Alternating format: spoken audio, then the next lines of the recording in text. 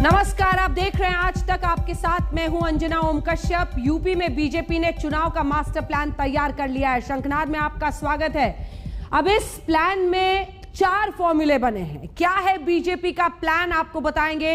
इसके अलावा बात करेंगे यूपी की सियासत में पाकिस्तान की एंट्री की, जिस पर अब आर पार की जंग जारी है। लेकिन शो की शुरुआत कांवड़ यात्रा को लेकर मचे सस्पेंस के साथ, जहां धर्म और कानून का खेल जारी है। यूपी में भोले के भक्त इस साल सावन में कांवड़ उठाएंगे या नहीं, यह सवाल बना हुआ है। यूपी सरकार कोरोना प्रोटोकॉल का पालन करते हुए कम संख्या में लोगों को कांवड़ यात्रा की इजाजत देने की बात कह रही है, लेकिन सुप्रीम कोर्ट के सख्त रुख के बाद योगी सरकार का यह प्लान काम आता नहीं दिख रहा। प्रेम और भक्ति से शिवलिंग पे भैया जो गंगा जल है चढ़ाते, जीवन सफल हो जाता सरल, उनका काल का भय ना डराए। भोले शंकर का नाम और भक्ति भरी यात्रा, हर हर महादेव का उद्घोष और सावन के महीने में श्रद्धा भरा सफर, शिव भक्ति की तरंग और कांवड़ियों की उमंग।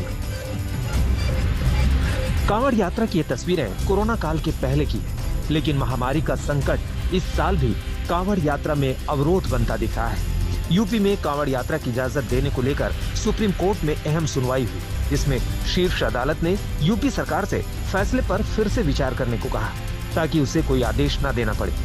बड़ी बात यह भी रही कि केंद्र सरकार ने सुप्रीम कोर्ट में कांवड़ यात्रा को लेकर योगी सरकार के फैसले का विरोध किया। उत्तर प्रदेश सरकार ने सुप्रीम कोर्ट से बताया कि वो प्रतीकात्मक कांवड़ यात्रा जारी रखना चाहता है, क्योंकि ये सदियों पुरानी परंपरा है। केंद्र सरकार ने अपने हलफनामे में सुप्रीम कोर्ट में साफ कहा कि वो किसी भी सूरत में आम नागरिक के जीवन के अधिकारों की सुरक्षा चाहती है। केंद्र सरकार इस बात की हामी है कि कांवड़ यात्रा पर प्रतिबंध लगाया जाना चाहिए। उत्तराखंड सरकार ने अपने हलफनामे में पहले ही कह दिया कि वो कांवड़ यात्रा पर पाबंदी लगा चुकी है, यानी उनके राज्य से कांवड़ यात्रा न आएगी न जाएगी। उत्तर प्रदेश सरकार ने अब एक बीच का रास्ता निकालते हुए सुप्रीम कोर्ट से ये मोहलत मांगी कि वो कांवड़ यात्रा महासंघों से बाकी और लोगों से बातचीत करती है और बातचीत करके इस मामले को रिजॉल्व करेगी। केंद्र सरकार और खुद पीएम मोदी लगातार कोरोना के खतरे को देखते हुए लोगों से सावधानी बरतने की अपील कर रहे हैं। अगर स्थिति नियंत्रण में नहीं आई तो मुश्किल हो सकती है। बहुत जरूरी है कि जिन राज्यों में केसेस बढ़ रहे हैं उन्हें प्रोएक्टिव मेजर्स लेते हुए तीसरी लहर की किसी भी आशंका को रोकना होगा। हालांकि लोगों की भावनाओं को ध्यान में रखते हुए केंद्र ने भक्तों को टैंकर से गंगा जल उपलब्ध कराने की सलाह दी, जो शिव मंदिरों तक पहुंचाया जाएगा। वहीं यूपी सरकार ने सांकेतिक कांवड़ यात्रा की बात कही, जिसके लिए कांवड़ संघों से बात की जाएगी। हालांकि सुप्रीम कोर्ट के रुख से साफ है कि कोरोना की तीसरी लहर के खतरे को देखते हुए यूपी में कांवड़ यात्रा की इजाजत मिलना मुश्किल है। सुप्रीम कोर्ट में आज की सुनवाई के बाद ये भी साफ हो गया है कि उत्तराखंड की तरह अब उत्तर प्रदेश में भी कोई कांवड़ यात्रा नहीं होगी। उत्तर प्रदेश सरकार ने भले 2 दिनों की मोहलत मांगी हो, लेकिन सुप्रीम कोर्ट के सख्त रुख, केंद्र सरकार के रवैये के बाद अब उत्तर प्रदेश सरकार को भी समझ में आ गया है कि कांवड़ यात्रा जारी रखना खतरनाक ही होगा और आखिर में होगी किरकिरी। लिहाजा बीच का रास्ता अपनाते हुए कांवड़ महासंघों से बात करने की एक नूरा कुश्ती भी रची गई है। यूपी सरकार ने सुप्रीम कोर्ट से सोमवार तक की मोहलत मांगी, जिसके बाद शीर्ष अदालत कांवड़ यात्रा पर अपना आदेश देगी। हालांकि सख्ती को देखते हुए यूपी सरकार के मंत्री भी सुप्रीम कोर्ट के आदेश को मानने की बात कह रहे हैं। अब ये जो विचार आए हैं इस पर हम लोग बैठेंगे। मुझे लगता है कि माननीय मुख्यमंत्री जी इस पर विचार करके कुछ न कुछ रास्ता निकालेंगे। माननीय उच्चतम न्यायालय का जो निर्णय है उनका हम अनुपालन करेंगे और पूरी तरह से हम विधिक कार्रवाई ही करेंगे। उत्तराखंड सरकार ने पहले ही कांवड़ यात्रा पर रोक लगा दी थी, लेकिन यूपी सरकार ने कोरोना प्रोटोकॉल का पालन करते हुए कांवड़ यात्रा की अनुमति दी थी, जिस पर सुप्रीम कोर्ट ने स्वतः संज्ञान लिया और यूपी सरकार से सवाल किया कि कोरोना की तीसरी लहर की आशंका के बीच कांवड़ यात्रा कैसे कराई जा सकती है। उधर सुप्रीम कोर्ट ने सख्ती दिखाई तो विरोधियों को भी यूपी सरकार पर हमले का मौका मिल गया। विपक्ष कांवड़ यात्रा पर तो कुछ नहीं कह रहा, लेकिन सरकार से लोगों के स्वास्थ्य की सुरक्षा की गारंटी मांग रहा है।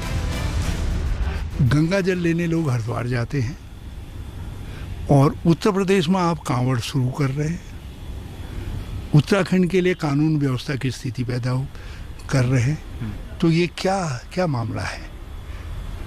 इसको पार्टी भाजपा की लीडरशिप को देखना चाहिए और उनको हमारे जैसे छोटे राज्य के साथ जो है दे शुड नॉट प्ले। आंकड़ों की माने तो साल 2019 में सावन महीने में 3.5 करोड़ के करीब कांवड़िए हरिद्वार पहुंचे थे। इतनी बड़ी संख्या में कांवड़ियों को कोरोना प्रोटोकॉल का पालन कराना बड़ी चुनौती है, लिहाजा भोले के भक्तों को कांवड़ यात्रा इस बार भी बेहद मुश्किल लग रही है।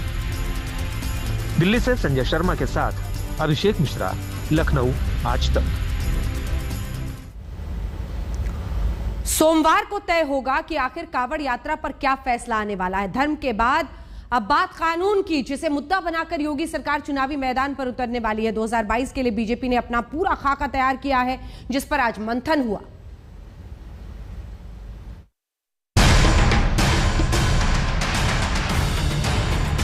देश के सबसे बड़े सूबे में सियासी शंखनाद शुरू हो चुका है। 2022 के लिए बीजेपी ने बिगुल बजा दिया है। कल पीएम मोदी का काशी दौरा और आज बीजेपी कार्य समिति की बैठक, जिसमें यूपी चुनाव का पूरा खाका तैयार हुआ। 2022 चुनाव की पूरी रणनीति तय हुई। विपक्ष को धराशायी करने के प्लान पर चर्चा हुई। बैठक में योगी विपक्ष पर जमकर बरसे। भ्रष्टाचार से लेकर कानून व्यवस्था तक जमकर निशाना साधा। कानून व्यवस्था की स्थिति, सिस्टम तो वही है, सब कुछ वही है।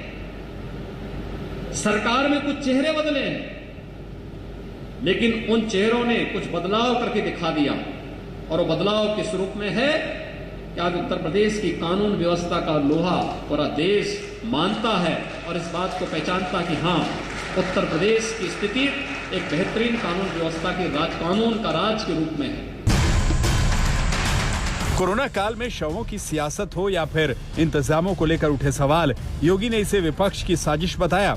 तो वहीं पंचायत और ब्लॉक चुनावों में बीजेपी के प्रदर्शन का हवाला देकर पार्टी में जोश भरने की कोशिश की। पंचायत चुनाव में अपना एक संदेश है, और उस पंचायत चुनाव में आपकी हिम्मत के बारे में जो बात सामने आ रही थी कि पंचायत से लेकर पार्लियामेंट तक उत्तर प्रदेश में भारतीय जनता पार्टी एक मजबूत संगठनात्मक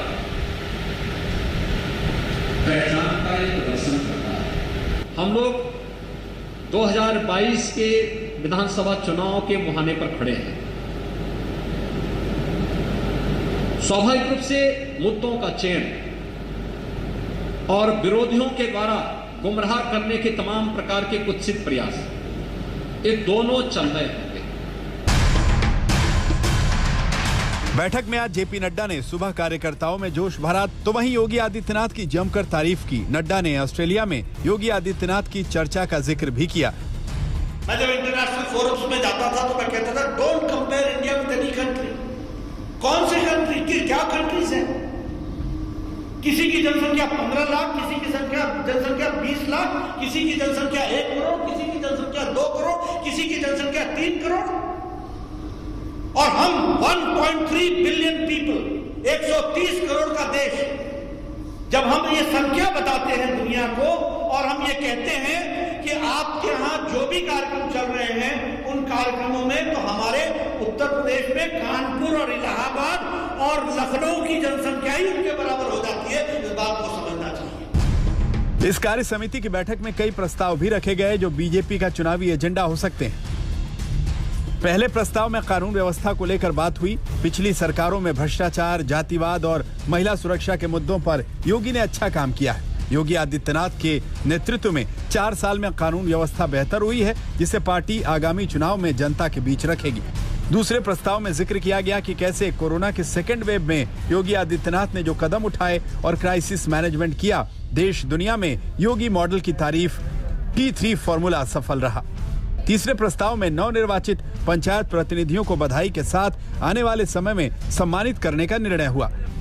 चौथे प्रस्ताव में कोविड टीकाकरण कार्यक्रम और खाद्यान्न वितरण योजना को संगठन जनता के बीच ले जाने का निर्णय हुआ। उसे जनता तक पहुंचाने पर काम किया जाएगा। आज बीजेपी ने मुद्दों का खाका तैयार कर लिया है, चुनाव की प्लानिंग बना ली है, अब मैदान में उतरने की बारी है। अभिषेक मिश्रा, लखनऊ, आज तक। उत्तर प्रदेश में